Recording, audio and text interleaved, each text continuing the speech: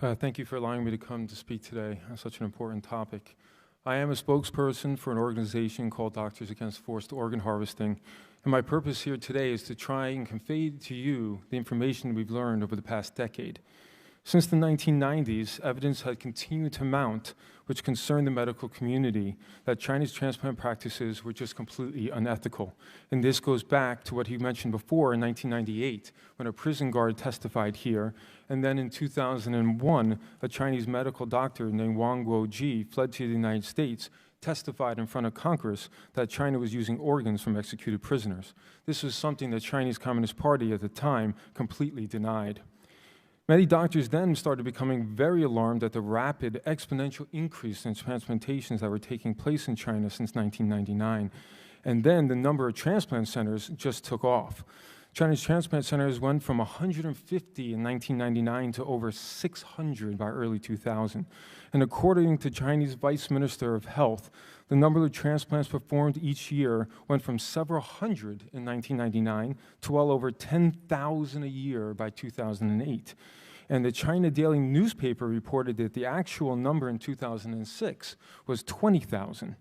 And now it is widely recognized that China performs the second most amount of transplantations, only second to the United States.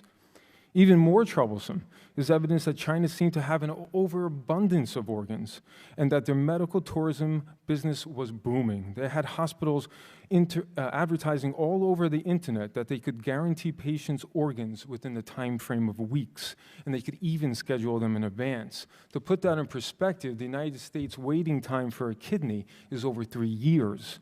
It became apparent that China's organ harvesting was an extremely profitable business, with the Chinese medical centers often saying that their #1 source of revenue was their transplant unit, and that on their websites they were saying they were charging $30,000 for a cornea, $60,000 for a kidney, $150,000 for a heart. Imagine what one person was worth in the hundreds of thousands.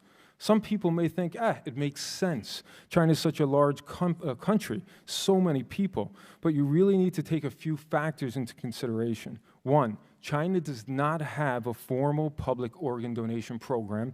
And two, they have no organized national distribution system.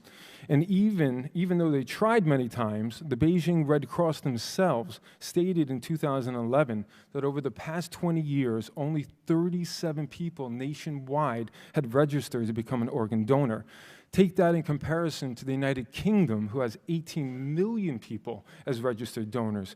Many people believe this is because the Chinese people have a very strong spiritual belief that they need to be buried with their organs intact. So the question becomes, how has China become the #2 transplant country in the world, and where are these organs coming from?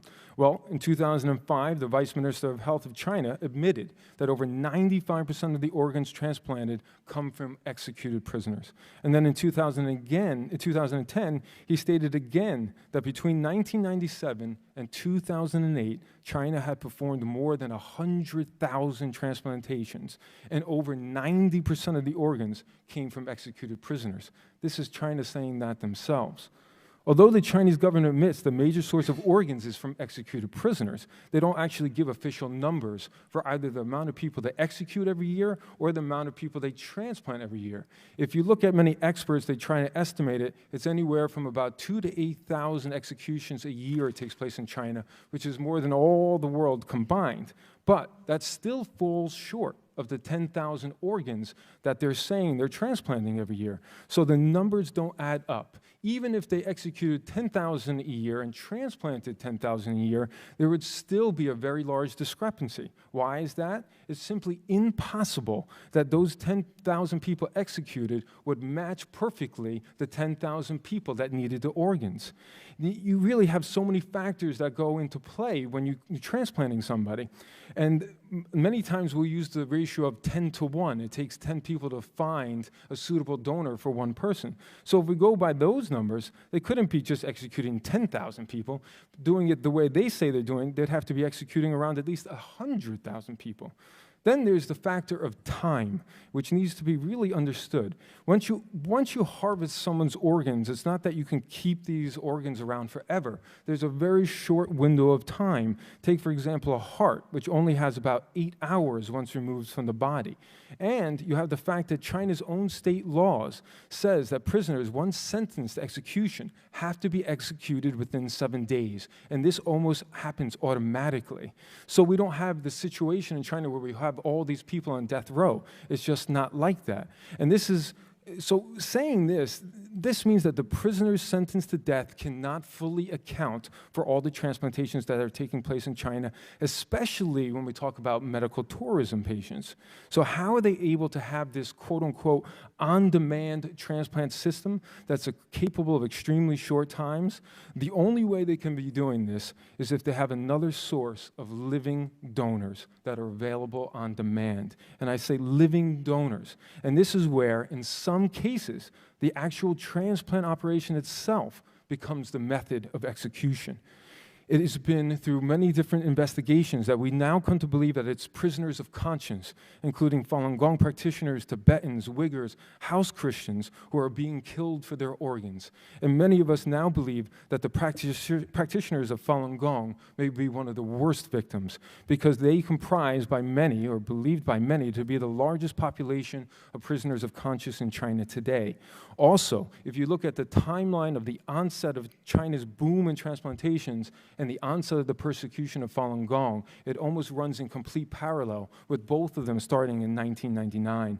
Plus, you have the fact that Falun Gong practitioners become particularly vulnerable because they often don't give their true identities while in prison to protect their family and loved ones. We also know that they're subjected to tests like blood and urine tests, physical exams, ultrasound evaluations multiple times while they're incarcerated. How can all this be possible? Well, China has a very unique situation where the military controls the prison systems, the forced labor camps, and the majority of hospitals performing these transplantations. Therefore, they're able to do all the coordinating to make it possible, and they have the ability to do it secretively. So where does this put us? Well, we have American doctors, we have American hospitals, we have American universities facing an extremely important dilemma, and we have a place where American doctors need to know what's going on. Currently, we have physicians, like Dr. Danovich just said, have their patients going to China for organs. We have our own hospitals training these transplant surgeons from China. We have our universities participating and funding research in China on transplantation. We have our certain well-known pharmaceutical companies selling the transplant medications needed to do the transplants and even funding clinical trials in China to develop new ones. If we look at the numbers, every day there's a few dozen people being killed for their organs. And if we wait another 5 years, as the Chinese Medical Association has said it's going to take to stop this, there's a possibility of another 50,000 innocent lives that will be taken.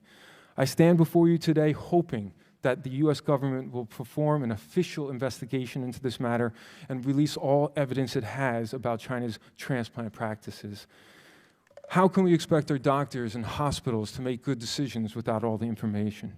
In fact, our medical community could become accomplices to this horrible, terrific tragedy. I recommend also Congress pass a resolution condemning China's forced organ harvesting from prisoners and prisoners of conscience. Thank you. Thank you, Doctor. Dr. Lee.